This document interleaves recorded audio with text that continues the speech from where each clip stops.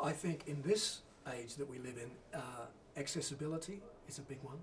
It was interesting to me that in 2008, Times newspaper had a graph published that showed the incidence of certain words in their newspaper over the last 10 years. And one of the lines that grew rapidly was the use of the word terror or terrorism. But the one that fascinated me was a line that grew about as rapidly as that, which was the word sorry, spoken by public figures. It seems that people in a digital age want to know that leaders are not remote, they're real human beings, they make mistakes and they're prepared to say sorry. So accessibility would be one. Innovation would be another. And I don't define innovation the same way I do creativity. Creativity is, doing something that's fresh and makes you feel different and it has a new approach. But innovation is creativity that meets needs. An idea is just an idea until it goes on meeting needs. Then it becomes an innovation when it meets human needs. So I think innovation and accessibility are right at the top of the list for qualities for a leader in the digital age. Okay, so what do you think is going to be the biggest trend of 2016? The biggest trend of 2016, well, that'll be a toss-up between several things, between virtual reality, between robotics. Let's not forget that 12 years ago, Sony couldn't get a robot to walk.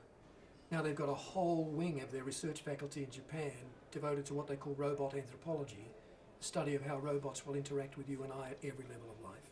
Let's not forget that we've got drones now being built to rescue soldiers on the battlefield. Let's not forget we've got nanobots being built to inject into the bloodstream to identify and take out dangerous germs and dangerous conditions. So robotics is a big one. Virtual reality is a big one.